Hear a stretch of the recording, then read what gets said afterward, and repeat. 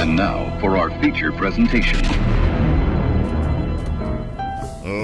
Ladies and gentlemen, this is the Botching It Up podcast. Every bruise, bump, and botch. Wrestling, you've been put on notice.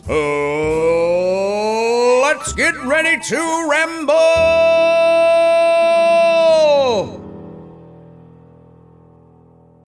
Oh man, hay fever's kicking my ass right now. I'm gonna be doing most of this podcast with my eyes closed. I thought I had coronavirus until I realised that it was hay fever time. Oh shit, we don't want that. We don't want hay fever either. I got so much wrestling to talk about, Ben. There's been some highs and some lows. It's been a fun old week, this one. Fun. Well, yeah, Peak sure. of the Wednesday Night Wars, this. We should talk AEW. Let's just get it out of the way, because I've literally just come off finishing it off. I've watched the whole show. I've watched it more recently than anything else, and I'm very, very intrigued to hear your thoughts. God, that doesn't sound good. Oh. My favorite thing of the entire show was Jake Hager's poem, where he goes like full on Liam Gleason Taken at the end. Yeah, I'm sure that you had a great time with it.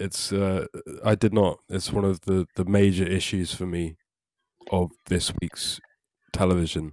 I try to be serious when it needs to be and laugh at the comedy of wrestling when it should be, but I'm having a lot of trouble now with AEW.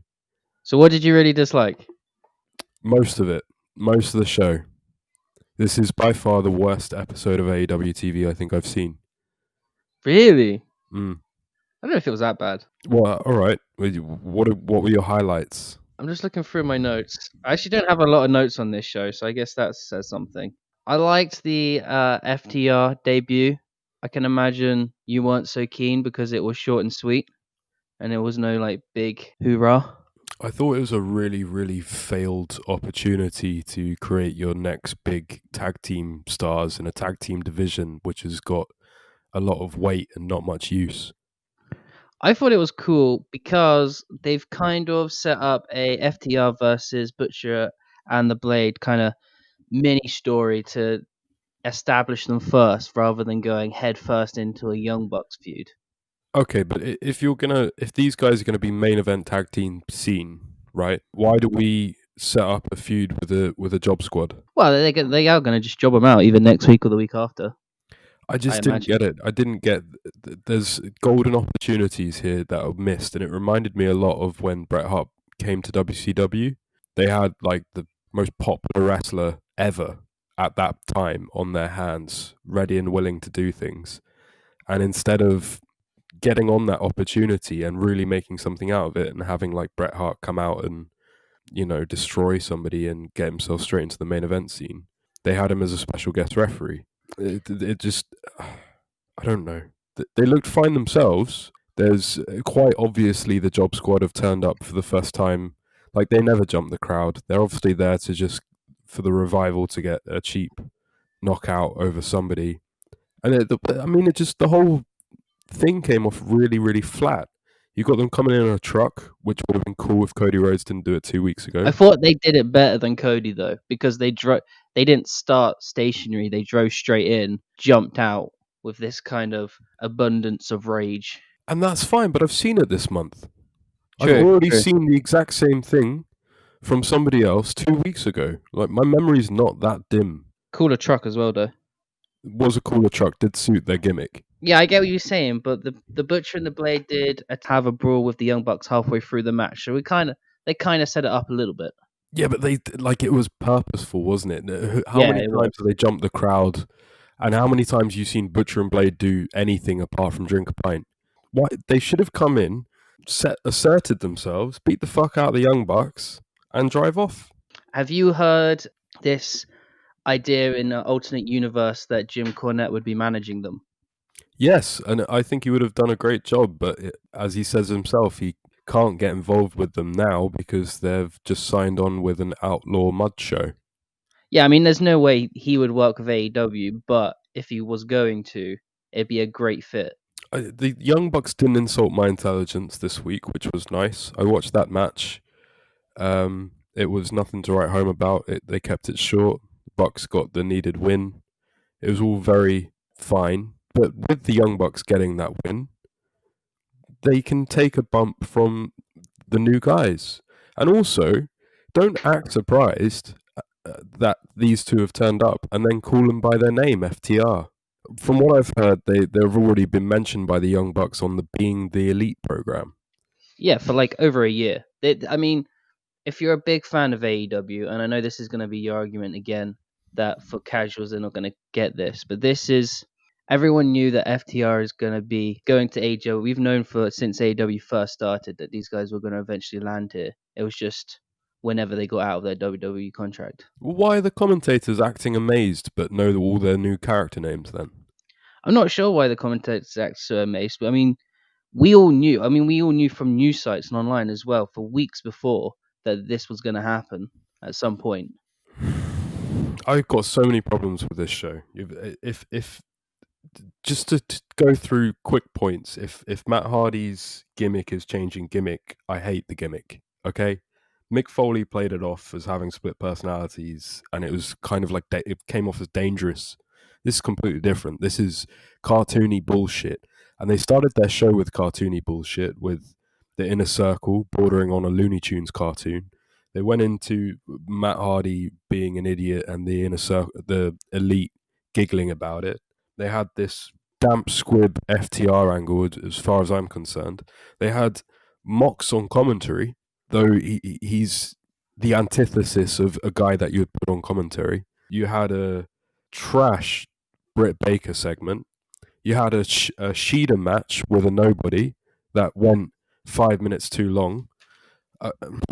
You had Jimmy Havoc, who's apparently 7-3 this year, going over in 10 minutes on the SCU, who I was pretty sure were the first AEW tag team champions, weren't they? Yeah, they were, and also the English Connection are now number one contenders. Well, apparently so.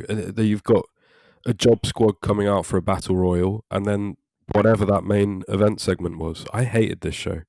I didn't like the battle royale, but the MJF Jungle Boy storyline is being continued, and I like the way they played that into this match. I did think it had the correct winner, and I do like the fact that they're carrying on that feud. What I don't want to see at the moment, though, is MJF teasing a dissension with Wardlow. I think it's too soon, don't you? That's weird, because I thought their connection was perfect. I don't understand why they would... I know it's probably been going for about 6 months now, but I don't understand why they'd break them apart so soon. I thought they would keep it going for at least a year. And naturally, MJF and Wardlow versus Luchasaurus and Jungle Boy is just like a perfect mix. Well, I assume that they're eventually going to have that match, and that might well be the match where they turn on each other. But why would they turn on each other? Both of them are perfect heels. There's no way Wardlow could be face, and there's no way anybody wants to see MJF be face. I think they're looking to eventually turn MJF as like anti-hero face. Because Wardlow is not a baby face. I don't think you could ever make him a baby face. Yeah, I didn't get it, man. I saw them teasing it, and I didn't get it, and I don't like the idea of it either. But they did the same thing with MJF with the Cody turn. I thought they were... But that kind of made sense because we all saw MJF turning on Cody eventually. We just thought it was going to last a bit longer than it did. Well, sure, yeah, no, I don't have a problem with it actually happening. I just thought once again that they'd jumped the gun and done it really, really fast. Like, obviously the same thing's going to happen with MJF and Wardlow, but you have to build it up before you shoot it out. Even without the tension, I liked the ending of this match. I liked Jungle Boy and Orange Cassidy kind of used that tension to get both of them out of the ring almost at the same time. It played off nicely. What about Wardlow selling for Marco Stunt and Marco Stunt eliminating Daniels? I guess I just don't pay attention to when Marco Stunt's in the ring. I don't let him annoy me. He really breaks me down. He breaks my walls down. Didn't he double team with Luchasaurus? I don't know. He flipped Daniels out of the ring, which was fine because it looked a bit fluke. But he like super kicked Wardlow or something. Wardlow sold it for about 20 seconds. Right. Well, yeah. Can you let me know who Luther is? It was nice seeing all these job guys. Who is? Luther. Oh, the fat guy, the hardcore guy. He looks like Midian or somebody from the Ministry of Apocalypse or whatever the Undertaker's Ministry of Darkness. Yeah, no, I was as lost as you. I think I've seen him like once before in like a hardcore dark match with Havoc or something. But the commentators were playing him up way bigger than he is. I don't know who he was. Well, they seem to play everything up way bigger than it is, and it's usually Excalibur at the heart of it. I don't know. Well, the I was having an interesting wrestling week, both for good and bad reasons, and then I really shouldn't have watched this show straight before doing this podcast because I was really psyched for the podcast. But this AEW show for me was so bad, man. Well, I just wanted you to watch the last 15 Oh, minutes. I just wanted to get your take on this. Was hilarious in all the wrong ways. all the wrong ways. First, it starts off with Vicky Guerrero becoming the lead cheerleader for the Inner Circle. That's fun. She adds absolutely nothing to the product apart from making it look bargain basement TNA within a week. Well, I mean, you asked me last week why she was there at the pay-per-view. I guess that gives that a reason to be a thing. Why has Vicky Guerrero been given a job? All props to Vicky Guerrero. She's managed to make a career after her husband's death in which she got paid a lot of money and made the crowd boo her. She's quintessentially WWE annoying general manager. Why are AEW picking her up like they'd pick any WWE straggler up at this point? No idea. No, I don't know, and I don't care. It's just a thing. Do you want to talk about how Inner Circle have turned into 3MB? I would still say they're slightly better. I mean, some of the jokes landed. Not all of them. But a few of them. why are they permanently jokes now? This is another thing that really wound me up. The comedy worked with the Inner Circle because they could still show their skill and seriousness. They were actually at the top of the promotion. Nobody could touch them. Now they're just the Brady Bunch. That's all they do Well, every I'm episode. I'm thinking. I know this segment was absolute dog shit, but working with Mike Tyson, I feel has a harder edge to it. So I feel like the comedy might ease up over the next couple of weeks. I'm hoping. Well, yeah, well, Mike Tyson has gone from Saturday night yawning on camera to Wednesday night not being able to rip his t-shirt off. This was my favorite thing of the week. This made my week watching Mike Tyson be unable. I mean, it's wrestling 101. You cut the top of the t-shirt just like a little bit. I mean, Hulk Hogan invented that 50 years ago. No. He's just not eating his vitamins, brother. He's not saying his prayers. But not only that, but his trash talking was awful. That was funnier than any of the jokes Jericho just said.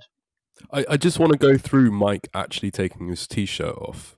So he ripped it, didn't work. Glared at Jericho, ripped it harder, didn't work. Tried to take it. He gets tangled up in it by pulling it over his head. Fails to fully take it off by pulling it over his head.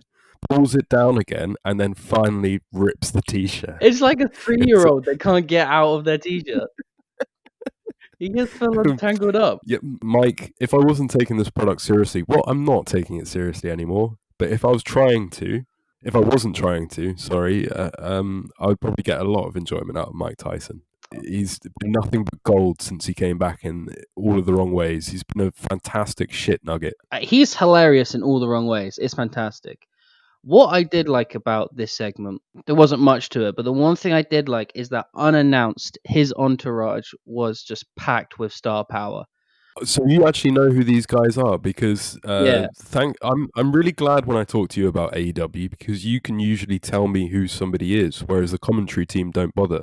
Yeah, so he was backed up by Rashid Evans, Victor Belfort, and as of only like a couple of months ago, the UFC bantamweight champion Henry Cejudo. Who was the guy with the drunk girl with smeared makeup look? I don't know who that guy was. So there was like 2 or 3 of them that I think were actually just Mike Tyson's entourage, just some guys. But there was 3 prolific MMA champions in there as well. I think the commentary team should have done a better job of saying who they are, but I also like the fact that there was star presence there, unannounced. They just turned up and they're ready to fight. And I'm hoping that over the next couple of weeks, they're actually going to use this star power. I don't know about Victor Belfort and Rashid Evans, but Henry has said that he's wanted to go into professional wrestling for a long time. He's a massive fan of it, and he retired from UFC only like a month ago. So something big could happen now, but we'll see. Mike Tyson's his meal ticket into AEW, I guess. Yeah. That's what I'm saying. Whose fault do you think this segment was? Do you think this was the fault of Jericho? Do you think it was the fault of the writer, the producer? Because you can't blame Tyson. Dyson came in and Tysoned. Well, the problem is AEW doesn't have writers. Nobody writes these promos. All the guys just go out there and do it themselves. That's why sometimes they fall a bit short. It may be the fact that Tyson was kind of left out there by himself, and that's why the trash talking was so bad. Yeah. The only thing I enjoyed this week was the very small promo from Cody, who's going for like a John Cena US Championship run. Yeah, that was good. And I've seen on the news recently that extends to anyone not under contract, which means there might be a few one-off matches, a few one-off dream matches maybe. Good way to bring people in for a short period of time, I guess. Yeah, I mean, I don't know how that's going to go. I mean, if you bring a guy in and he has a great 25-minute match of Cody and then we never see him ever again, I don't know if that's good booking or bad booking, but it's intriguing at least. Well, they already did this with Jeff Cobb, didn't they? Well, we all thought Jeff Cobb was part of the inner circle, but he was only there for like 3 weeks and then gone. We haven't seen him since. I didn't notice what you just said. I didn't notice that they said it doesn't matter whether they're under contract or not. I assume this is how they're going to bring one of the freshly ex-WWE guys in. They didn't say it on the show. It has been reiterated online on news websites. I read it elsewhere. So it's just an extra thing, an extra layer they've added. Yeah, I'm glad we got through that quick because that was hot trash, man. I'm really glad that they have already booked next week and told me I'm seeing Paige and Omega, Jericho in action, Cody and Jungle Boy, because otherwise I probably wouldn't tune in. Like that's a good card. I'm interested in it. Even if Sabian and Havoc are challenging, at least it's on the AEW TV show. I'm quite fine with that. As long as they book SCU into trying to understand why they lost, or like follow it up as opposed to just SCU just losing to Jimmy Havoc. I feel like we're going to see a Scorpio Sky split away from either Kaz or the SCU completely, just because of what happened on the pay-per-view, tension between those two. And I'm not against that. I really like Scorpio Sky. I'd kind of like to see him on a singles run. Yeah, and as a face, and Kaz and Daniels can go heel. Yeah, but saying that, there's a lot of other people that are members of like a clique or a team in AEW and are also having singles runs. So I feel like Scorpio Sky doesn't need to leave SCU to be able to have a singles run. He could do it still teaming with them, you know? Yeah. What were your thoughts on not seeing any Brody Lee or Nyla Rose? Or Lance Archer. I was kind of surprised about Lance Archer. I thought we were going to see him. Brody, I'm not so much against because that story has been... We've all been so down on that, and then we all quite liked his match. So maybe putting him on ice and having him almost do a return, like a re-debut. I don't know. Do you think this is waiting for Evil Uno? It could be. Evil Uno and Stu Grayson were at the pay-per-view or they were at one of the tapings recently. I don't know. We'll see what happens. The show as a whole wasn't great, and the Tyson stuff was awful. But I'm actually quite intrigued to see where this Tyson stuff goes. Whether he's going to have a match or whether he's just going to keep attacking Jericho. Whatever happens is going to make money. Let's face it. I had a massive problem with Orange Cassidy being all over the pay-per-view and then all over my TV screen. And then I read that apparently he's making numbers. People are tuning into him. Oh, people love him. People love Cassidy. He's like their number one merch seller. I like Cassidy. I'm not sure I have a problem with AEW. I'm pretty sure I have a problem with AEW fans because they're just booking what you guys want to see. Yeah. It's not what I want to see whatsoever. It's just whoever sells the most T-shirts gets the push. I'm not happy with AEW this week. They came off a pay-per-view that I actually surprisingly enjoyed, that I wasn't expecting to enjoy. I came into this show with really good intentions. I survived the Young Bucks match. I didn't hate it, and it just fell off a building. Let's change over the channel to NXT. That main event was on fire, man. Did you watch this? So good. Yeah, you watched it. Yeah. The pit fight was fantastic. Had Riddle not been called up to SmackDown, I think this would have been absolutely fantastic on a takeover. This was so refreshing to watch on WWE TV, even if it's NXT. It was brutal mat wrestling. It was great use of the fighter gimmick. I love this gimmick as well. Like usually when I see a new gimmick match of some kind. It's either really bad pastiche of something that actually sold, or it's something that doesn't need to be used at all. A lot of people are saying this. This is a really fun new gimmick. It's been a long time since we've had a Yeah. new match type that actually worked. I would even like to see this on the main roster. Like eventually you get down to it, give it a year or two, you get Matt Riddle versus Brock Lesnar. Yeah, that's the thing. It has to have the right type of people, I think. Otherwise, you're going to get too much flippy shit off of that platform. Well, I think the platform adds a dynamic to it when they need to get off the floor, but it was used pretty sparingly in this match, which only added value to the match. Yeah, it was used really good in this match. Another thing I really liked about the match was it was pretty short. You didn't need it to go like 15, 20, 30 minutes like most gimmick matches, because it was quite obviously geared at like the MMA guys doing MMA, which was for the first time ever kind of realistic. You're not going to have them go for ages. Yeah, I think that was the whole point. It was meant to feel a bit like a shoot fight. There was a lot of mat wrestling, a lot of submissions, and then when Matt Riddle was doing the jumping stuff off the cage, doing the spinning kicks. I mean, that's all real MMA moves. It was really good. What did you think of the teeth spot? It was a lot more realistic than the one AEW did a couple of months back. I thought it was good. It went just at the break, so again, it adds to the realism of the match. Like he's being attended to, and then they come back and he started again. They're not just sort of walking around the cage waiting for the audience to come back. Obviously, I assume that was gimmicked, right? Because Timothy Thatcher's already missing his teeth. Yeah, but I mean, if it was gimmicked, it was very well done because it felt really real. Some nice King Rouge blood. My only problem is, why did Kurt Angle have to be here? It felt like he added nothing to this.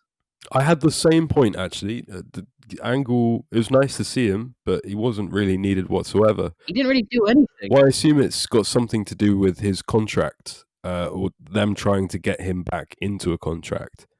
Because I read an article saying that he said himself that he had been offered money to become Riddle's manager on SmackDown, but he turned it down. So what, was this just a way to try and butter him up or ease him back onto TV? Yeah, or... I think they're wooing him after firing him. But wooing him as a special guest referee, I don't know, it felt silly. It felt unnecessary. Yeah, also they said that he's no stranger to cages.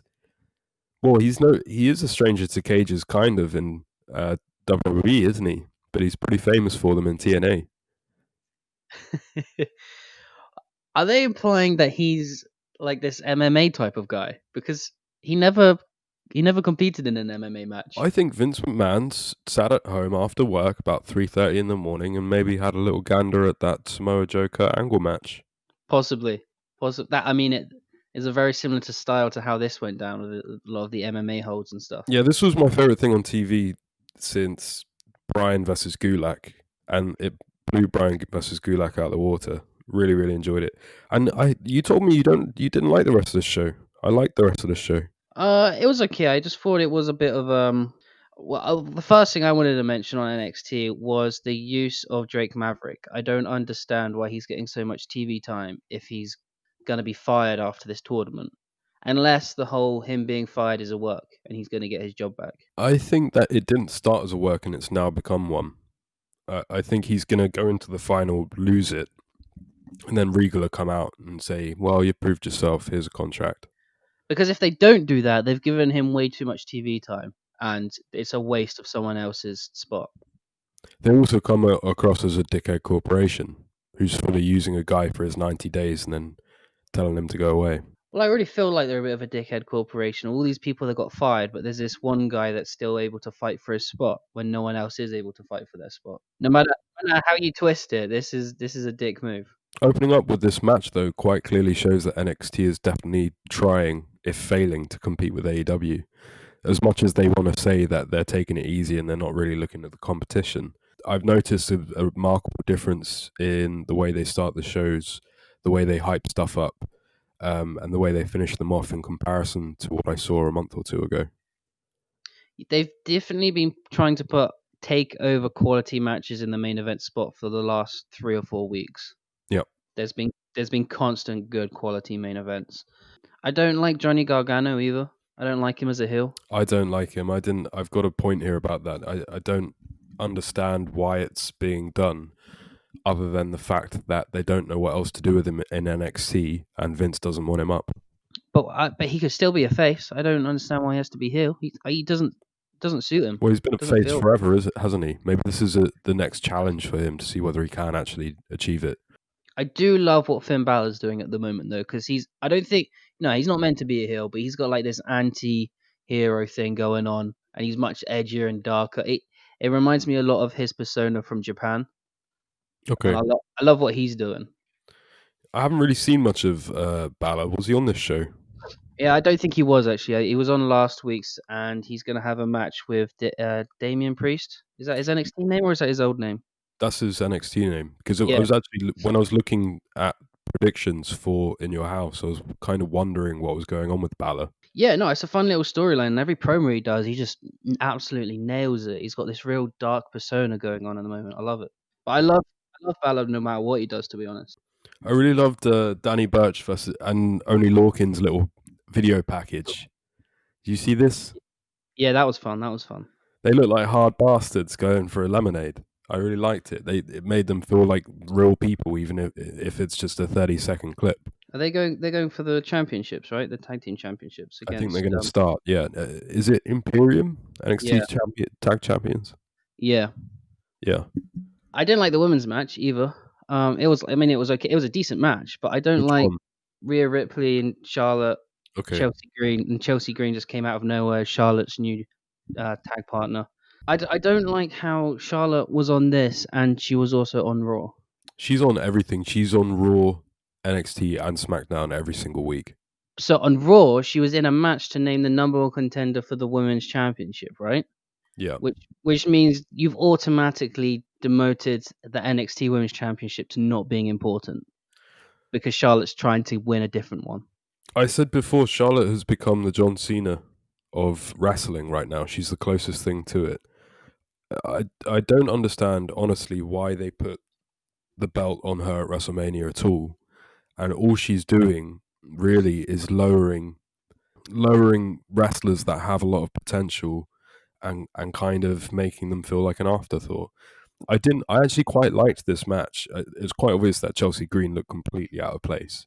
Yeah. But it was a decent match, and I think Io Shirai is so good. I think if they leave her alone as she is, she's going to be massive in WWE. But Rhea Ripley at this point, do you agree? She feels like a complete afterthought. I think she's been buried by the whole Charlotte beating her, and now Charlotte's moving on. It feels like Charlotte, in character, has no interest in defending this belt on NXT. Like it's not important anymore. Well, she doesn't see that seems to have been her character for ages, though. She doesn't seem interested in anything because she's above it and she's done everything. I think that's why they gave it to her in the first place. I get that. But, I mean, you could use that if you could use that in a story is that she feels she's above everyone, but it just feels like WWE think that she's above the NXT division. I agree. So why even put the belt on her? We'll talk more about this in the NXT predictions, but WWE have, as usual, have booked themselves completely into a corner.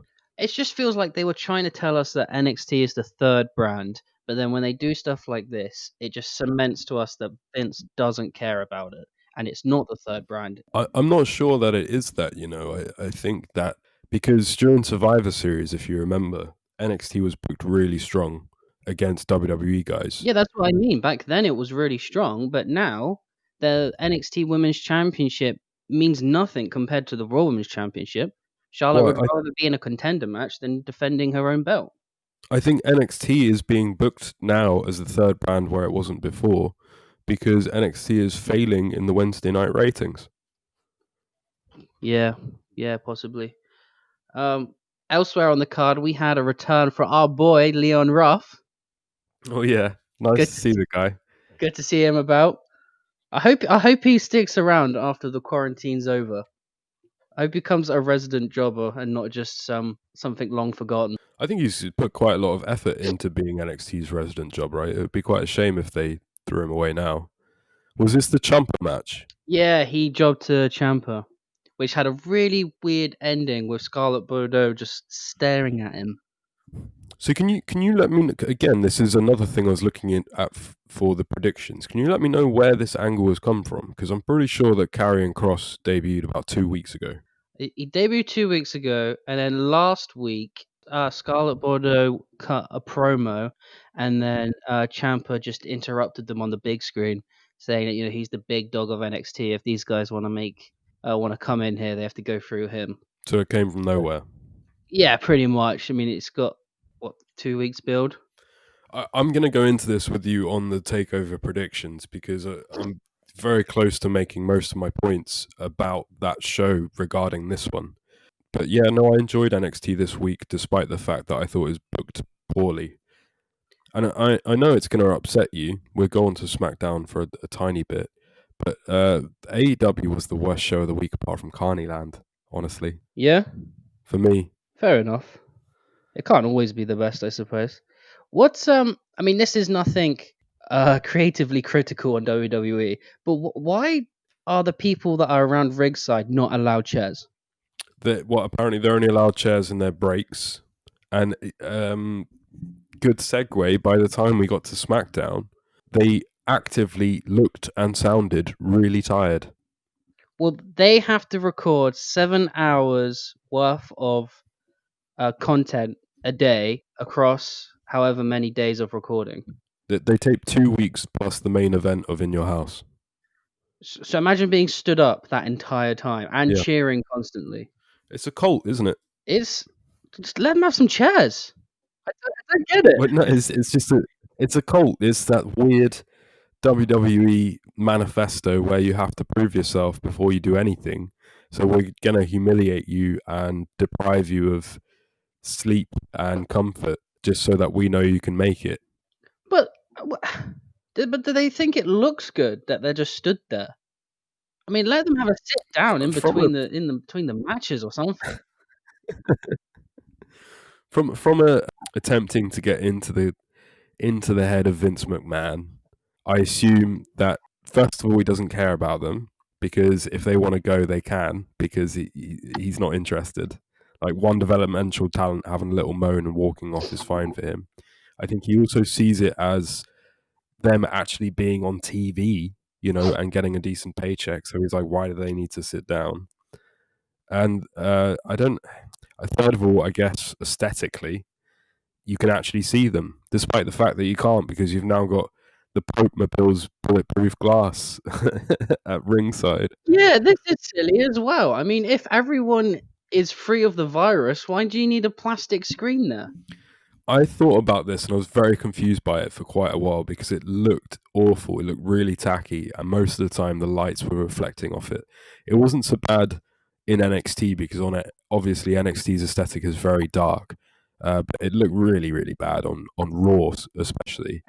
I think it's a way for them to preempt anything that they can potentially say to the state that they're working in when crowds come back. Hey, look, we're doing all of the measures to get away from any potential danger. I think that's all it is. But from a visual standpoint, this just looks like it's saying we're not doing any testing on the crowd. They're behind a screen, so our competitors are safe. Well, I don't want to fuel the fire, and I don't want to take things just because I hear them, but I have heard, I'm not going to say it's a fact, that WWE are not doing what one would actually think of as proper coronavirus testing. They're just taking people's temperatures. Yeah, I heard this too, and they're also relying on people to tell them that they're ill, which of all industries in the world, wrestlers do not admit to when they're injured. And poor Dana White has gotten a really hard time on the Late Show with John Oliver, whereas he actually seems to have done proper testing throughout. Where they've done a lot of testing on the UFC. Yeah, like WWE and maybe even AEW's testing is a little bit here and there. Poor Dana's getting all the bad press for it.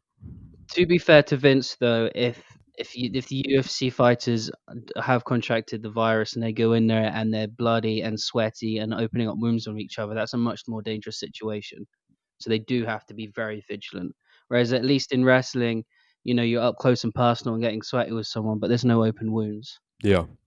I don't know how they think it works, but I'm not sure about you. But if you've got a fan in the room, if you've got air conditioning, how does the Pope glass stop diseases spreading? Yeah, you're right. Any movement of air within a small space will move viruses. It's very true. It's, I mean, maybe it is like fully WWE where they feel like they can take on the world and beat it if they put up 4 foot of that cheap elimination chamber plastic glass. Then the virus ain't going over that. No way. They've built a wall. Yeah, I mean, this is what really annoys me about just the world in general. People are acting like COVID is a bacteria when it's not, it's a virus. So if you Yeah, walk into a small space with someone who has it, doesn't matter if you're not going to shake their hand or hug them. If you're that close to them, you're going to get it. It's like a yeah. cold. I, I I get mean, a cold all the time in the winter. I don't go around hugging everyone I see, but you're still going to get it. Sorry, I know that's not wrestling, but but I mean, no, I agree with you. yeah. It, it's fine for me. I'm glad if people are wearing masks and gloves and stuff. It's got nothing to do with me. If it makes them feel better, then that's fine. But if you're wearing gloves and then scratching your back, as I saw a guy do in Tesco's, eventually you're going to take that shirt off. You know, it's it's impossible. Do you know what's even more funny and that people don't realize is they treat it like a bacteria, and it's not a bacteria, so this point doesn't really matter.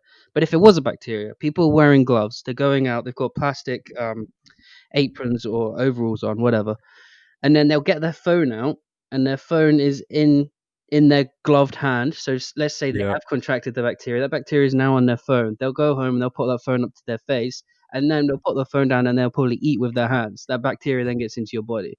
So wearing yeah. gloves has done nothing. It's not. People just don't think sensibly. I'm happy to just let you know here that before we get back to the wrestling, that a recent study found more than 17,000 bacterial gene copies on the phones of high school students. Yeah, I don't know. It's just because I work with food and I understand this thing. It just annoys me that people get so over the top and crazy about this whole thing. It's like you're not defending yourself properly, and you're being so overprotective. The whole world's going to crazy for no reason. The whole world's already gone to crazy, I think. Smackdown, drink driving. I did it for The Rock. I've just had that in my head for the last couple of days. But now it's I did it for the King Corbin. You think it's King Corbin? Oh, it's 100% King Corbin. Did this equate to you the level of brilliance of Stone Cold Steve Austin getting run over? Did this make you feel like that main event of a TNA show where Jeff Hardy turned up for 10 seconds? How did it make you feel? Honestly, it made me quite giddy because I saw a meme of the Rikishi saying I did it for The Rock. I like to spin a bad thing into a good thing. No, man, this is awful way to portray Jeff Hardy. Even if he wasn't, I didn't watch all of SmackDown, but he comes back later in the show, right? And they say that he wasn't drunk or something. They no, no, actually, they don't. He comes back in the main event, which is Sheamus versus Daniel Bryan. Turns up, and then I think just kind of waits for the match to finish. Like he just he just stands outside the ring for a minute or so, until Bryan wins, and then he goes and beats up Sheamus, and then puts his hands up, and the crowd cheers. So the crowd are cheering. There's no promo saying he's innocent. There's the commentary team say, "Oh, what's going on? Jeff Hardy's back," and the crowd goes, "Woo!" There's nothing saying that he hadn't just released himself on bail. What? This is ludicrous. Yeah, basically, for all intents and purposes, without being told anything, Jeff Hardy maimed Elias in a drink driving accident. Went to prison. Somebody posted bail for him, and then he came back and got cheered. Oh, what nonsense. Objectively, to try my very, very best to find something optimistic in this whole thing. I have not seen WWE try harder to make something look realistic than this for ages. even though the police officer sniffed the bottle of alcohol without taking the cap off. I love that he sniffed it and he's like, yeah, beer. Jeff Hardy didn't get his rights read. And I love that. I don't know who it was. But I don't know if it was Jason Jordan, but someone was like, nah, he's cool. He's cool. We will take him. And the police are like, no, he's under arrest. Oh yeah, that was little Jamie Noble. He was adamant that Jeff Hardy was absolutely fine. Elias is one of his boys. He'll be all right. Because that's exactly how Law and Order works. And they found Jeff Hardy in a bush, just down the back of a nice suburban garden. Just they found him in a bush, and Braun Strowman's standing there quite angry. Like, I don't know, man. Like, I was just trying to pass my car, man. They better catch this SOB. On! Even when he's really concentrating on what he's saying, his eyes still look glazed. I mean, let's take off the fun layer of it. This is a story of Jeff Hardy is real life demons. I mean, Jeff must have okayed doing this, but even still, this is a bit of a low blow, no? Yeah, it's not even just playing into addiction angles, which I've never liked anyway. It's drink driving, which he's actually been done for and actually been put in prison for. For only like 6 months ago as well. Yeah. And do you remember the other famous classic drinking storylines? Hawk from the Road Warriors falling off the Titantron, Scott Hall turning up and not being able to do a match. It sort of bothers me. It bothered me a little bit when they were doing it with Paige and he was drinking too much. But thankfully, they never played that into his matches or addiction or something. But I was just thinking, it's not just even about Jeff Hardy and the sort of lack of respect that they've given him by promoting this angle. And obviously, Jeff would say that he okayed it, but he got asked to do it. Like, he's going to do something if he gets paid for it. It's more than that to me. You wanted the Attitude Era back. This is all of the problems with the Attitude Era. And I'm thinking more about the people at home who WWE keep talking every single day, all week, about how they provide an escapism from reality. Well, somebody's going to sit here and watch this whose father had been in a drunk driving accident, whose one of their family members had been killed by a drunk driver. Think that people are the victims of a hit and run. This is going to hit too close to home. Yeah, and you know what they came to watch? They came to watch a PG-rated wrestling show. I'm not saying to mummify entertainment and media and not have these stories in a piece of entertainment, but this is TV show stuff. It's not wrestling. It's got nothing to do with wrestling, and the people that tune in don't expect to watch this. So they tune in with comfort, knowing that even if the thing's terrible, they're watching a wrestling product. Yeah, so during the week I text you and I actually praised this segment for its believability, and I think I messaged you and I said it's nice for a change not to open up with a 30-minute monologue. That's true. But I didn't watch the rest of the show. My assumption was Jeff Hardy was heel turning, because how can you cheer a guy that almost murdered someone? It was actually really uncomfortable if you're trying to invest yourself in the storyline. Really uncomfortable when Hardy came out without explanation at the end and the performance center trainees cheered him. That makes no sense. And Elias is a face right now anyway, so it wasn't even that he attacked another heel. He attacked a good guy. It makes no sense, logically, for us to now cheer Jeff Hardy. And also, his build-up of his return was all about his redemption, that he had got over all of this. 2 weeks into his return, he's back to doing the same old dumb shit. Yeah. So why are we meant to like this guy? Do you remember that time that Roman Reigns got run over by a forklift by Rowan? Yeah. That ended well, didn't it? It's just like how many chances do you give a guy, and that's acceptable when you can continue cheering before you're like, this guy's not worth cheering anymore from a character perspective. The whole thing just seems like bitter booking because Vince McMahon is done with giving Jeff Hardy chances, but Jeff Hardy makes him money. That seems to be the way that Jeff Hardy's been booked since coming back in the first place. They went through these 4 weeks. I told you a couple of weeks ago I felt uncomfortable with them actually using real life footage of Jeff absolutely out of it and putting it on a primetime kids show. Well, I'm uncomfortable with it now. At the time, it was fine because I thought they were doing a redemption story. But now they're just highlighting how much of a fuck up this guy is. Also, I assume that this is going to end up being Sheamus, right? Sheamus framed him. Yeah, or King Corbin because he attacked Okay, Elias. but do you guys want to like boo a guy as a wrestler, booing guy who sets somebody up for a drink driving charge and actually runs somebody over? No, I mean, this Like, story has no positive outcome. is it going to give anybody good heat at all? It might make us hate King Corbin more. Yeah, but not in a good way. No, it'll be go away heat. This is just a bad segment for everybody involved. The only person it gives anything to do is the hacker. So the segment immediately after this is all of the locker room backstage bickering on how the tournament should be played out now that Elias and also Jeff Hardy can't be in it. Yeah. And I've heard a lot of people say that they really liked this and it felt natural and it felt like how all the characters should act, bickering over whether AJ and Daniel Bryan just get a bye or more people get an opportunity. I thought everyone looked really dumb in this. They were just arguing and they were fighting like school children.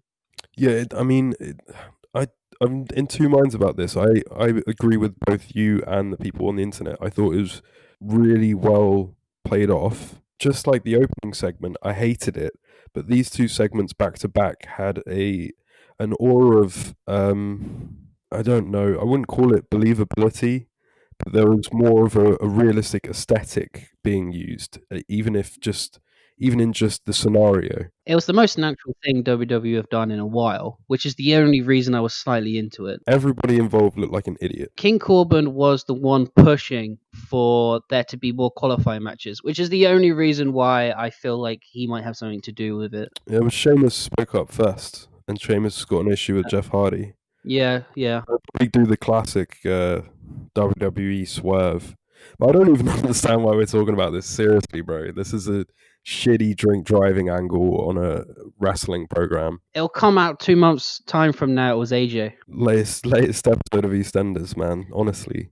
There's not much else really that I wanted to get back to you with. I do think that Sonya Deville could be the next big thing. I don't know whether you've been watching her closely for the last couple of weeks. She's got the charisma, ability, skill set. She actually gets me interested in anything when I wouldn't be otherwise. She's given the most dog shit angles, and she makes them work. And she had a little 5-minute match on the show in which I was fully into, and I wanted it to last longer. Is she still hanging out with Dolph Ziggler though? They've kind of broken that a little bit apart. Oh, that's good. That needed to happen. I'm really interested to see what she does next because she's coming across better than most of the main guys, to be honest. Also had the reappearance of Shorty G. Yeah, I heard about this. He had a really good match with Cesaro, which was way too short. I'm hoping for a match on the pay-per-view. Yeah, I heard he's really proving himself, which is good. I've always liked him. I loved him and Jason Jordan as a tag team. In the NXT run, that was one of my favorite tag teams. Do you think that Cesaro and Shorty G on the pre-show can live up to the official tagline for Backlash, which is the greatest wrestling match ever? Well, you reckon they're going to have it instead? I don't think anybody on the show is going to have it, but who do you think is going to get closest? Bobby Lashley? No. Nia Jax? No. I heard Nia Jax is close to being fired. She, what's her move again? The buckle bomb. Buckle bomb. That's been banned, hasn't it? Yeah, she fucked it up like 3 times in like a month. I wouldn't lose sleep if Nia Jax got let go. No, neither would I. I think Nia Jax should be the final nail in the coffin of WWE hiring models and actors and training them to wrestle instead of hiring professionals that have been doing this for 10 years. Yeah. You know what depresses me, though? I now believe that at this point, if Nia Jax was let go, you'd see her a month later on AEW. I no longer trust AEW having a vetting system in which they hire people they actually want. No, they wouldn't hire Nia Jax. Are you sure? They definitely wouldn't. Well, they hired Vicky Guerrero. That's different. She's just a cameo spot in the background she's there for a lot. She is the joke. What, just like the Nasty Boys were there for a joke on TNA? Yeah, but he was hired by Hulk Hogan, weren't they? I'm getting you in a corner here. That's a different situation. I mean, I hope it is at least. I don't know. I still got a lot of respect that even if AEW storylines aren't always perfect, they're still trying to be better. I think they need to keep a close eye on the Inner Circle. I need to see a couple more weeks of less comedy and more wrestling, and more seriousness, and then they can go back to giving each other signed autographs of singers. I don't mind it in short bursts, but I feel like that whole thing is actually taking over their gimmick, and that's now what they have become. Yeah, I mean, like we said, hopefully in the next couple of weeks it'll become a bit more serious with this Mike Tyson stuff. I want to just talk about the opening 15 minutes of Raw before we get onto our feature, and this Okay. this will transition into our feature. So I sat down and I said I was gonna watch Raw because a whole feature is the pay per view coming up. I watched the first 15 minutes and I had to turn Raw off because I was such in a blinding rage. So Raw opens up. Now this is gonna sound really bad. But Raw opens up and they have this tribute to the troops kind of video montage. I feel like this is a really sweet, nice thing for Americans. But I feel like WWE and a lot of the audience nationally in America don't realize how big the international audience is. And we're completely ostracized as soon as they do anything like that. Number one, I don't care about the army. So I don't care about the American army. And it's that level of patriotism kind of pushes us out rather than brings us in. Yeah, that's So, a fair point. so I mean, I get what they're doing. They're trying to do this whole thing. I know Americans love their patriotism, but immediately the show opens up, and I'm already half not paying attention because I feel like I'm not involved. They did use the exact same video package for the same amount of duration of time to open up the SmackDown on the Friday before. So this wasn't a one-time thing. Right. Okay. I mean, I know for like an Americans it's a big deal, and that's fine. But I'm just saying, but maybe for an international broadcast, just don't include that type of stuff. It's not necessary. Or stick it in the middle of a show. Yeah. Stick it somewhere where it wouldn't bother me so much, but opening up to it, I've already lost attention. I didn't really have a problem with it, but I can understand your point. I know I don't have a problem with it. It's fine. I know why it's there, and it's a big deal for the national audience. But I get the point you're making about it. And anyway, we roll straight out of that into one of these 30-minute monologues that I hate. So we open up with the KO show, and he just acts like a teenage boy in a ring of four women, and he's just like the biggest super nerd of these four women. I actually haven't even written any notes of this, and I did watch it, but I have no idea who you're referring to because I can't remember anything that Kevin Owens is involved in anymore. Who was he talking to? I don't know who was there first, but then Oscar came out, and then Charlotte came out, and then it basically set up that contender match. But it was just silly because it wasn't the Kevin Owens show. It was him acting like a teenage nerdy super fan to three women that he fancies, and he was just dancing around them, playing off to them, and it was their show. What a way to open Raw. That makes you really excited, doesn't it? What a way to kill the guy that pretty much dethroned John Cena on his debut. Yeah, I'm afraid Kevin Owens has been like this for a very long time now. No, I know he has, but I see what you mean because the WrestleMania match gave back some hope, didn't it?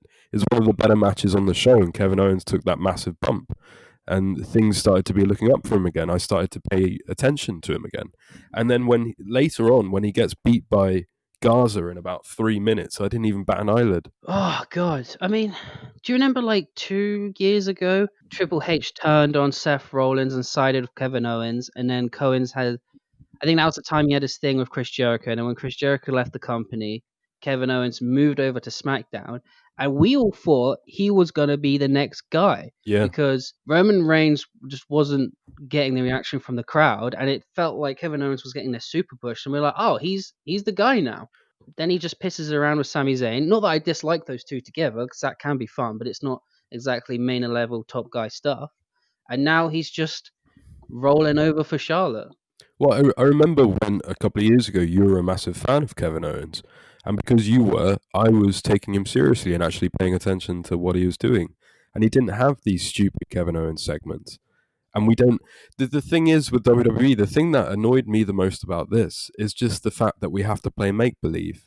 It's like going into a 5-year-old's room and you have to sit down and have tea with her. You say, "Oh, it's very nice." It's the same thing. You know, Natalia said, "Oh, I want to apologize this week to you and the Kevin Owens show staff." Who are the Kevin Owens show staff? It's not a show. You know what I mean? Well, how far do I play make believe with a guy I don't care about? It was too much, and it wasn't fun. Anyway, Oh, wait, Andrade lost the championship, the US championship, without any build. You had Apollo Crews winning the title in a nothing match when he was injured for no reason a couple of weeks ago, and then came back for no reason a couple of weeks later. was that on this show? That was on this show, I yeah. completely missed that. I made no notes on that. I thought that was while you're watching it. Oh my god, I completely missed that. But yeah, well, I love Apollo Crews, so that's fine with me. Do you really want to go into more Raw? I mean, I thought Seth Rollins looked okay. I think Seth Rollins is slowly improving. Oh yeah, Seth Rollins looked awesome. He had this little hostage situation, and he looked awesome. I originally had a massive issue with Black teaming with Carrillo, but I did think that he came out looking quite well at the end, having to put the chair down to stop Rollins from gouging the guy's eye out. Yeah, Aleister Black was in the ring, trying to help his partner, and there was like a proper hostage situation going down with the two of them trying to talk each other out of doing something crazy. This was the funnest part of Raw. This was the only thing I actually liked. Seth Rollins is slowly getting better, and Yeah, with his new gimmick, he's slowly sort of wearing it more comfortably, and he is becoming the only good thing on Raw these days. And he's becoming like a proper supervillain. Like, it's really interesting. What do you think of the upcoming pay-per-views theme music, Ben? Oh, right. So the next thing after the KO show was the video montage to hype the match, and it was fine. It was fine, whatever. And then like 2 minutes into it, the Greatest Showman theme tune plays. Is this actually from The Greatest Showman? This is the main song from The Greatest Showman. Now, before I lose my shit, I'm a film nerd. I really love musicals. I also really love legitimate fighting. But this video really confuses me where on the spectrum wrestling sits.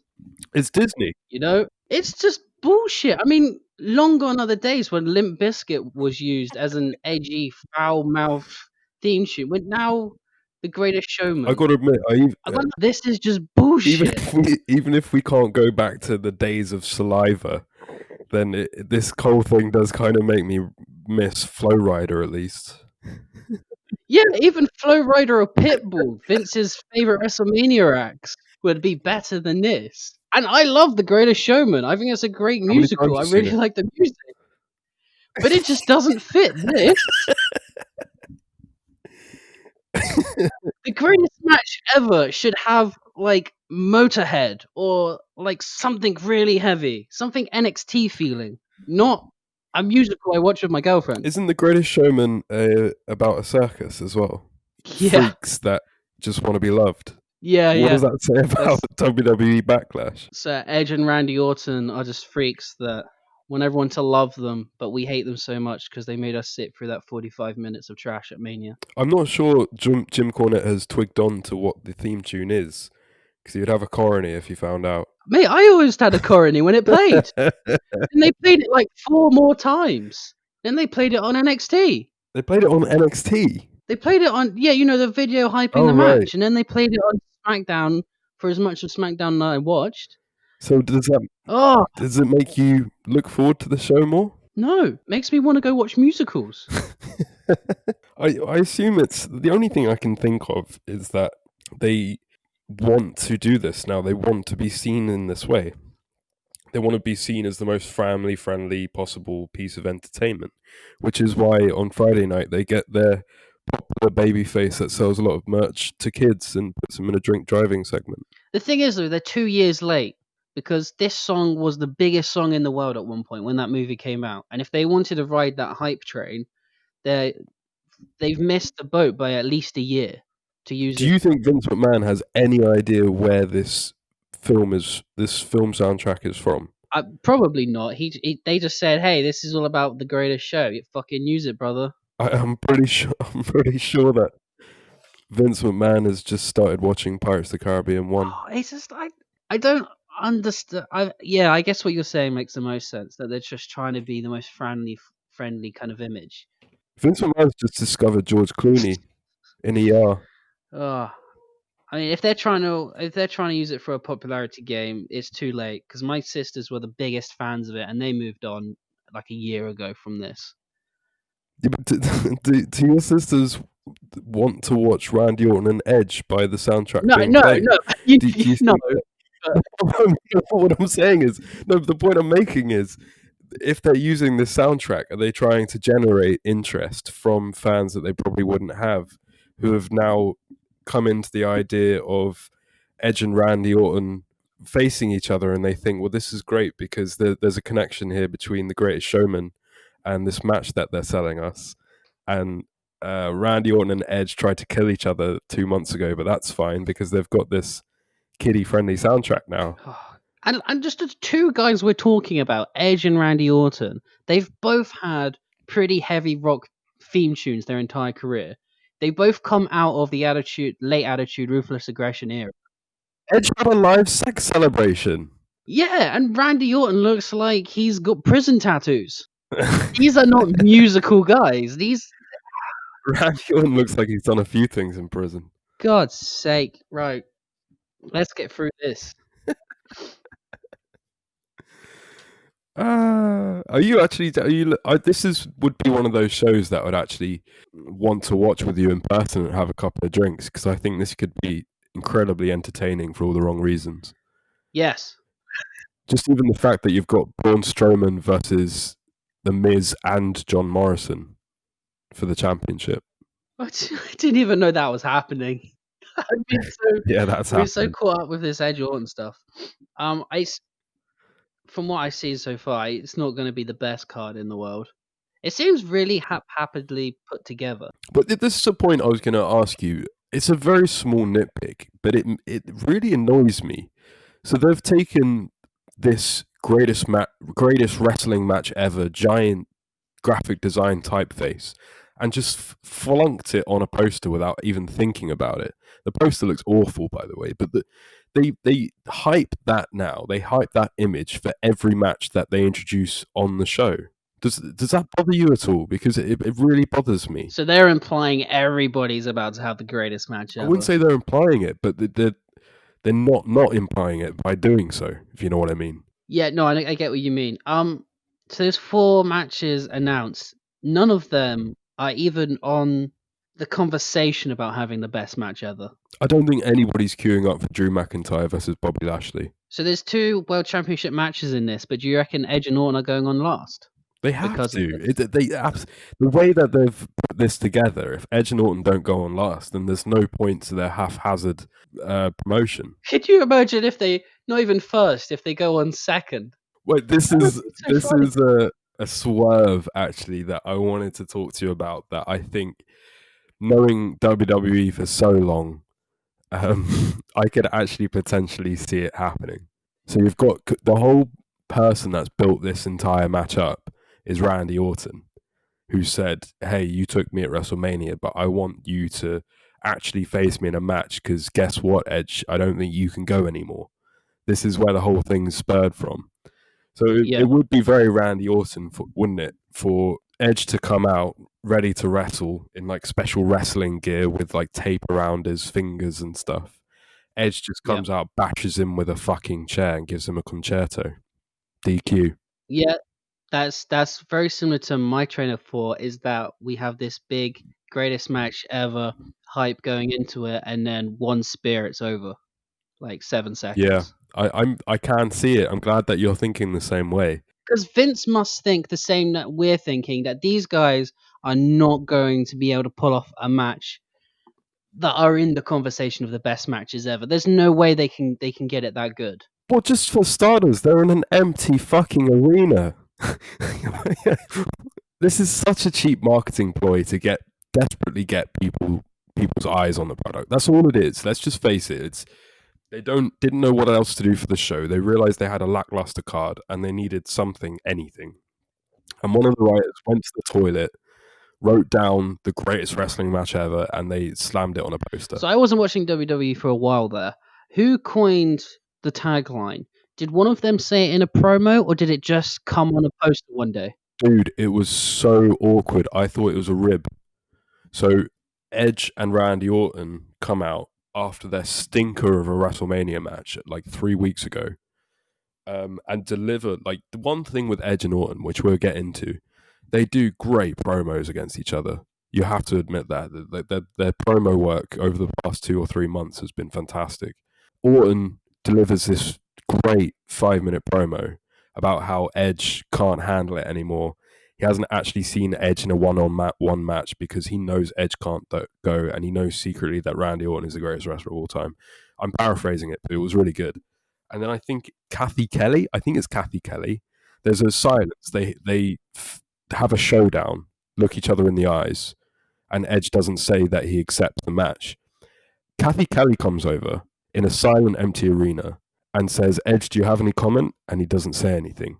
And then she like almost breaks the fourth wall, looks straight at the camera and says, "If this match happens, it could be the greatest wrestling match ever." Randy Orton and Edge both looked visibly uncomfortable with that. I assumed that this wasn't going to go anywhere. I assumed it was a rib because their match at WrestleMania was so bad. That just sounds like just a badly written line, and then somehow it's become the theme of this whole story. It was so awkward. You should go back and watch that if you want to cringe. It was really, really awkward.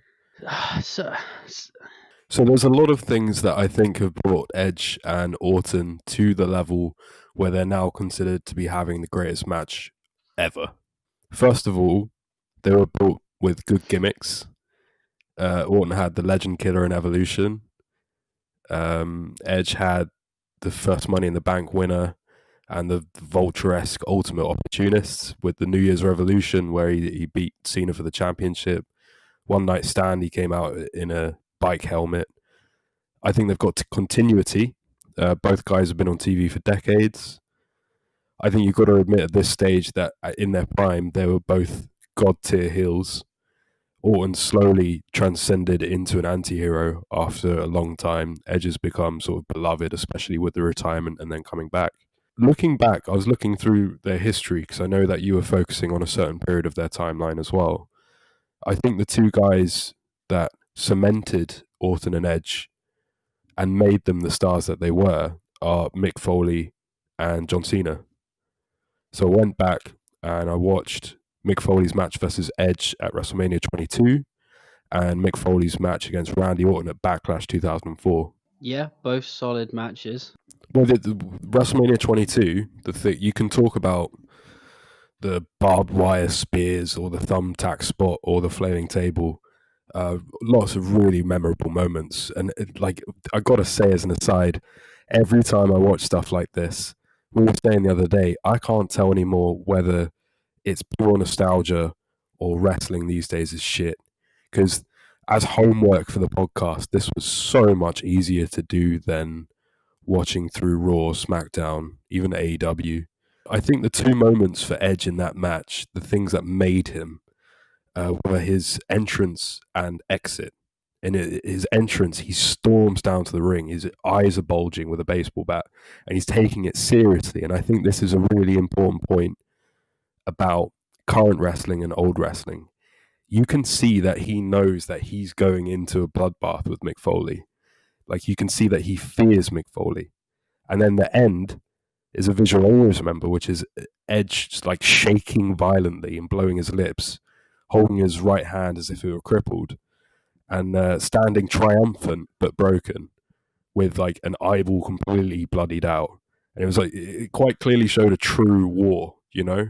And it's the same thing with Orton and Foley at Backlash 2004. It's 2 years apart, but the matches are very, very similar. The thing that made these guys with Foley, I think, is that not only did Foley like really put them over looking back, like he took brutal spots for them, but it's that they lived the idea that Mick Foley was a mental case. The thing that made them was that they went face to face with Mick Foley, knowing how crazy it is, and came out victorious, but absolutely beaten to a pulp. You have to meet him at his level. Yeah, and I think the problem with guys these days is that they don't take their big matches seriously. Nobody remembers them, not because of the flaming table spot or whatever. It's because they don't go into it truly believing that this is the be all and end all. Like they get opportunities to go up against older guys in what could be classic matches. Like imagine it, even with the 8 minutes that they had relegated to it. Imagine if Corbin took Angle's retirement match as the most important match of his life.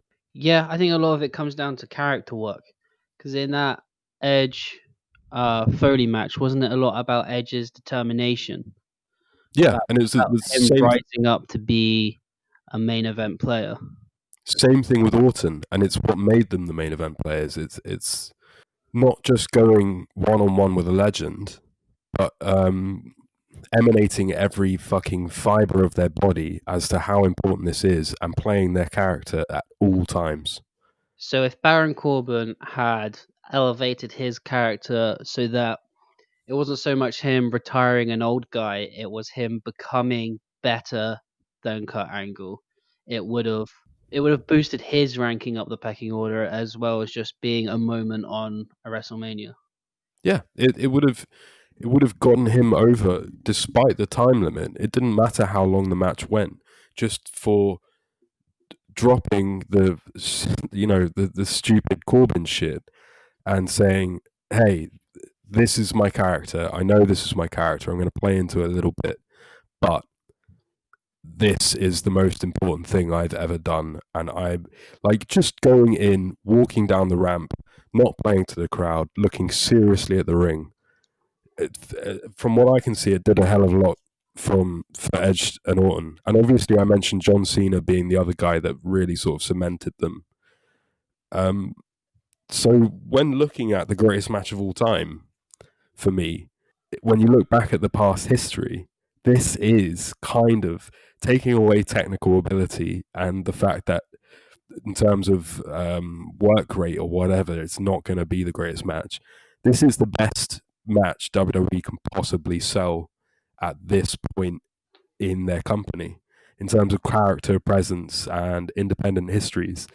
And you nailed it on the head. These are the two best storytellers in WWE land. So this could, in Vince's eyes, be the best match, maybe not ever, but for a very long time, for how they treat everything and take everything so seriously when they're actually invested in the storyline that they have. And I know it's grasping at straws, and I know it's the match quality is going to be shit. I know it's just a ploy to generate some cash until they can actually get crowds again. But I think this is WWE's thinking, looking through everything that they've accomplished over a period of time.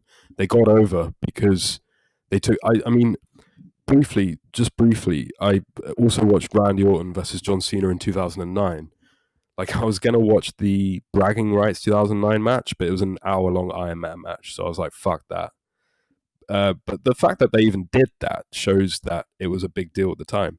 But just watching his I Quit match, he's sublime. He's villainous and vicious and evil, and every move and facial expression is like an alien, aquiline, menacing feel. It has a menacing feel to it. And obviously, Cena was the perfect superhero foil for both Edge and Orton. So to me, the fact that Edge and Orton got to the place where they're being booked to have the greatest match of all time is half due to being at the right place at the right time, like Evolution and things like that, and half because of their presence. Well, Cena and Orton was one of those legendary feuds, wasn't it? Even if we look back at the time, we started to get a bit bored of how many times they faced off with each other. It's now considered one of those massive storylines that we will look back on fondly. The same with Cena and Edge as well, I think. So you think in Vince's mind, this is the best match he can put on right now? Yeah, I think that's where the original idea came from, and obviously they're going to hyperbolize everything to try and sell a few more network buys for the evening. But don't you think Edge versus Seth Rollins or Roman Reigns or someone like that is more interesting? I think Vince actually, and I think this is a massive problem with WWE, Seth Rollins, Roman Reigns, Drew McIntyre are the current generation's main eventers. But it's quite clear from the way that Vince books guys from yesteryear, that he doesn't ever see the main eventers of his today on the same level of his main eventers as yesteryear. Yeah, well, he's a long time relied on part-timers to try and bring star power and, I think, excitement to older fans. Go back in time. Bret Hart won the championship from Yokozuna at WrestleMania 9 in the main event. Or maybe, I think Bret Hart lost it, but Bret Hart was the main event of WrestleMania 9. Yokozuna comes out triumphant. Who comes back and wins in 10 seconds? Hulk Hogan. Ultimate Warrior in 1996 came back, had a squash against Triple H. He was destined to go into the main event scene, but Ultimate Warrior took his ball and left.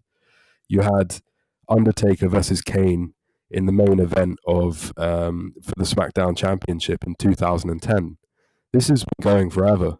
This is Vince's idea. The main guys of today are never as good as the main guys of yesteryear, and he can't, in his own head, seriously consider Seth Rollins and Edge to make more money to him than Edge and Randy Orton. Are Edge and Randy Orton considered legends yet? I think that's an interesting point. I think they've been fed to us now as legends. Yeah, I feel like they're forced legends upon me. I don't consider either of them at that status yet. Both of them will be. Very much I can see that they'll be in the Hall of Fame and we'll remember them for decades to come. But right now it doesn't feel like either man is at that level of Hogan, Undertaker, Bruno Sammartino. He's not up on those pedestals yet. This is a really interesting point that you've made here. Randy Orton has been with WWE continually since 2002, I believe. So he's been with WWE for 18 years. Edge, I think, started in 98. So on and off 2020, give or take the years in injury. He's been there for nearly the same amount of time. Hogan, Austin, Rock, Mankind, Triple H, they've had shorter careers. Some of the guys, Austin in WWE has had a shorter career than Dolph Ziggler. Well, both Austin and The Rock have had shorter careers than a lot of the people on the main roster right now. So is it the fact that Randy Orton and Edge aren't legends because of the duration and what they've been presented to us? Or is it because they can't make those guys anymore? And thus they sell Randy Orton and Edge as those guys now? It's a weird one for me to consider Randy Orton a legend. Maybe it's because he's been an active full-time member of the roster for so long. Maybe it's not until you step away. Because Edge is closer to that pedestal, and I guess that's because he got injured and he's been away for so long and he's only just come back. So now it feels like a gritty veteran returning to get his retirement match, to get his last blazing glory of fame. But it just doesn't feel like that with Randy Orton. It just feels like another match to him. And that's another good point. I mean, is it the fact that a lot of these guys aren't legends and don't feel like legends and won't feel like legends because they don't go anywhere else? Because Cena has a very different feel now than what he had 3-4 years ago. I think it's weird how universally loved Cena has become in the last 2 years. People that actually hated him, and I'm a hypocrite too. I'm on the same level. Really disliked him back in his heyday, and when I see him now, and I'm like, yeah, he's interesting because we see him less, and he's an interesting personality, but not when he's forced down our throats. I'm the same thing. I get a nice feeling when Cena is around. And I used to dislike Cena just as much as anybody else, but I respect the fact that I really enjoy him and that he's on the upper echelon these days. Like he is really up there in terms of guys that made the most impact on the industry. Randy Orton, maybe if he just took 2-3 years off, came back at a Royal Rumble with a grey beard, how would you react? Maybe you would have instantly feel like he got inducted into the Hall of Fame. Maybe you would instantly feel like he was one of those guys.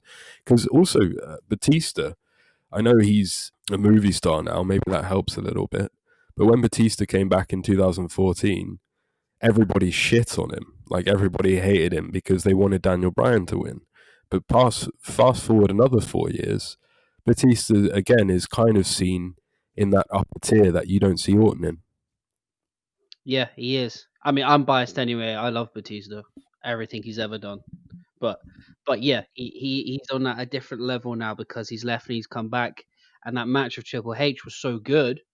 He's hit a higher level than what he was beforehand. Definitely. And I think with Randy Orton, unfortunately, it's just because he's been around for so long. He's just a familiar face. You see him almost in the same. I mean, I know to not the same degree, but he's almost in the same vein as Dolph Ziggler. He's just been a clog in the machine for so long that we just don't take notice of him in the same. To be fair, he's also been treading water for a very long time. I remember him having these opening matches at WrestleMania. He had one with AJ, he had one with Seth Rollins. The last massive feud, and this is maybe just me looking old and not paying attention to the product anymore. The last massive, really massive feud I remember with Randy Orton is against Christian 10 years ago. Is that when Christian returned back to WWE and went on a title run? Yeah. And he only had it for like a month.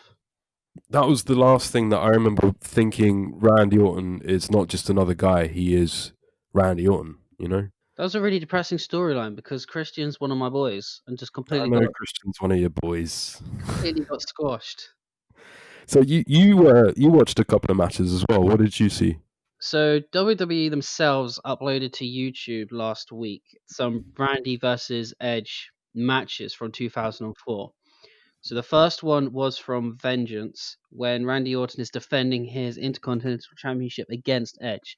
This is a 30-minute match, and it was a classic WWE match. It starts unbelievably painfully slow, and it doesn't speed up that much. It's by no means either of their best matches. Edge wins, and then in vintage WWE fashion, next night on Raw they have a rematch where Orton wins it back. Without knowing the story going into this, looking back on it, it seems completely irrelevantly pointless. But I guess it had meaning at the time. It was neat. It wasn't a highlight for either man.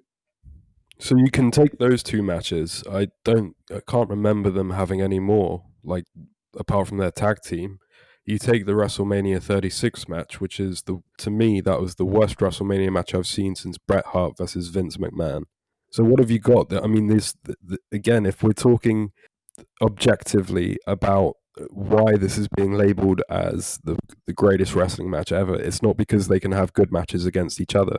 Yeah, it's just I feel like because they're being portrayed to us as legends, like you said earlier, their promos are on fire. Definitely against each other, those two are doing some great work. But it seems very obvious that in ring they have very little chemistry with each other, which is just an extra ingredient you need to have the best match of all time.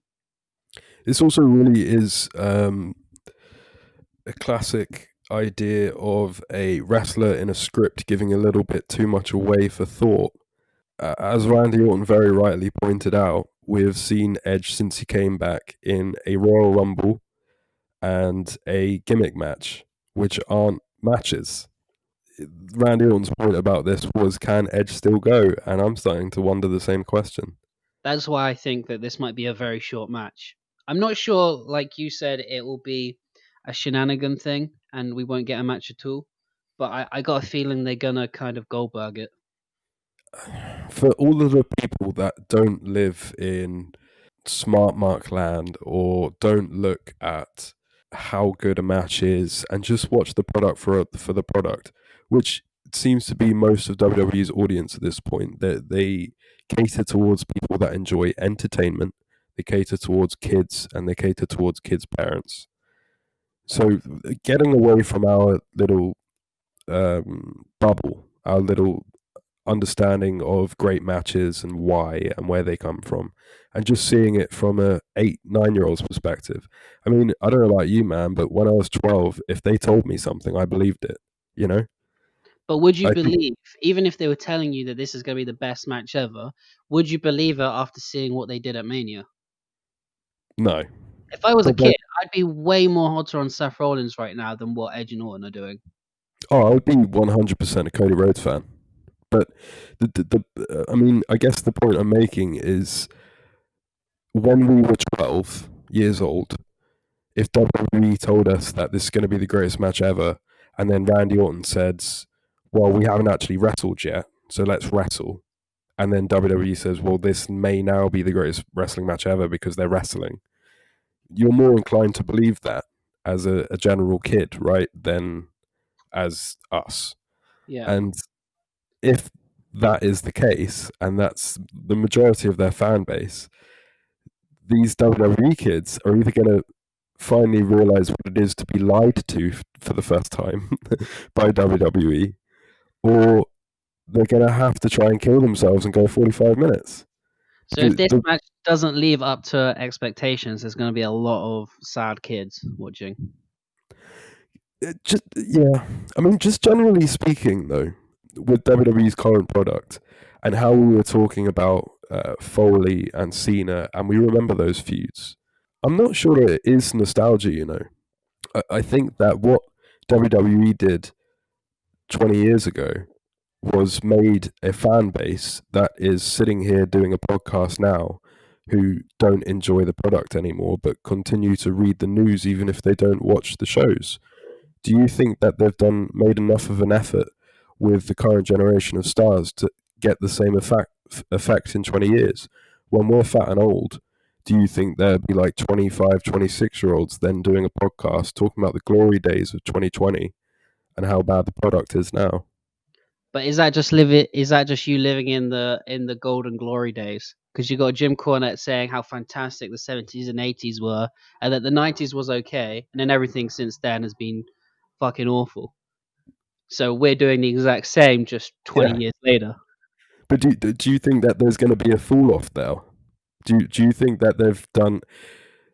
Well, I mean, even if you just look at their TV ratings, it's declining week by week by week by week.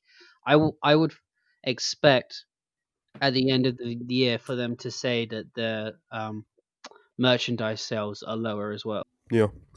I just blew my own mind, actually, just thinking that this whole best match ever thing is meant to be branding, and it's meant to be some great marketing to try and get all of us hardcores and all of us casuals to tune in and watch this show.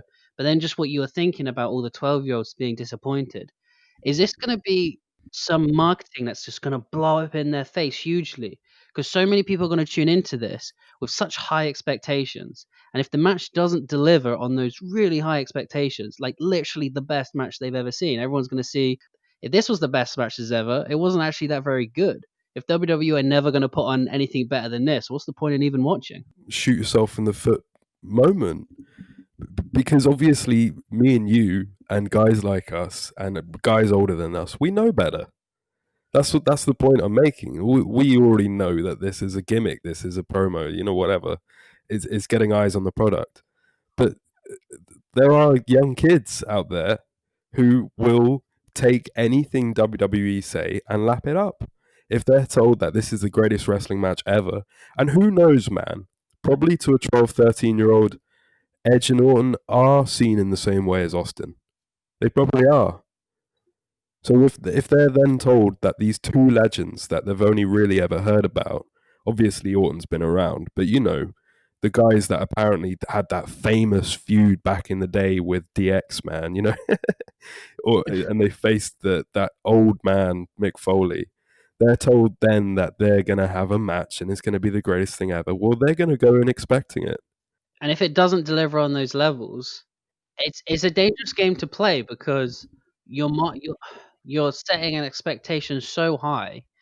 I feel like NXT, AEW, Ring of Honor, and New Japan can deliver on that expectation.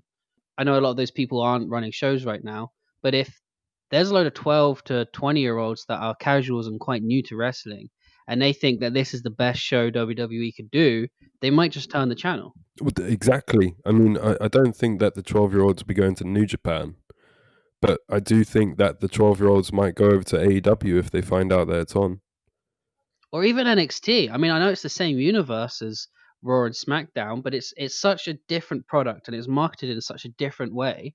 I could definitely see people turning off Edge and Orton to go watch Takeover and At 26 years old, my favorite wrestling match this week was the cage pit between Thatcher and Riddle.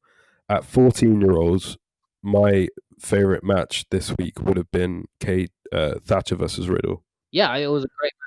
So final thoughts on the greatest wrestling match ever. You said earlier on that both of these guys, I can't remember what you said, but you said something about them being in their prime.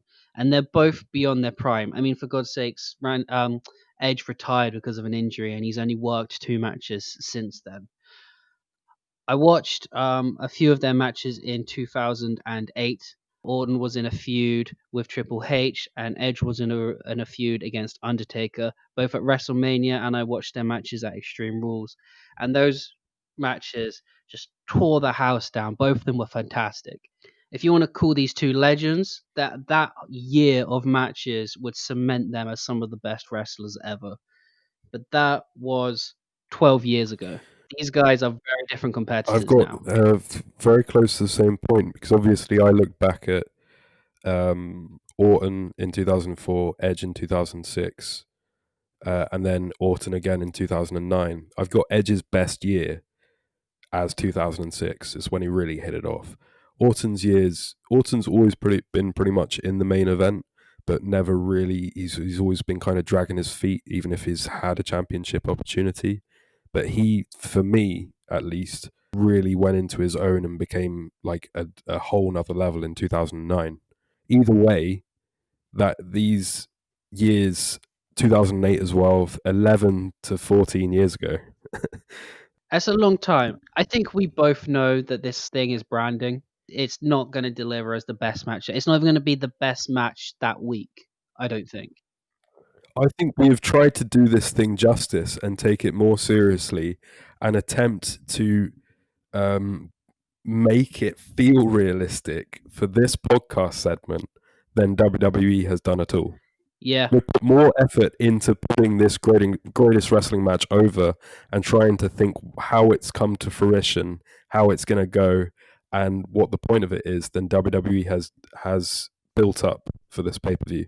It feels like it was a throwaway line, and it was accidentally a bigger line than it had any reason to be. And then they slapped that on a poster, and now the marketing department are going to pay for that. I'm still convinced that it was a backstage joke at the expense of their terrible match, which has now gotten a little bit out of control, like a white lie that becomes a mountain of a snowball. Maybe, do you reckon maybe it was just a rough first draft just to make the boys laugh backstage, and then nobody changed it, and then the interviewer read it and was like, I guess that's what I'm going with. Good shit, pal. That was a mistake. I don't think they should have put it on a poster. I think this could have really bad this could have a bad backlash on them, pun intended. Oh, nice. Last month, we had Money in the Bank, which they'd built up excellently. Everybody tuned in. Everybody and their mother tuned in.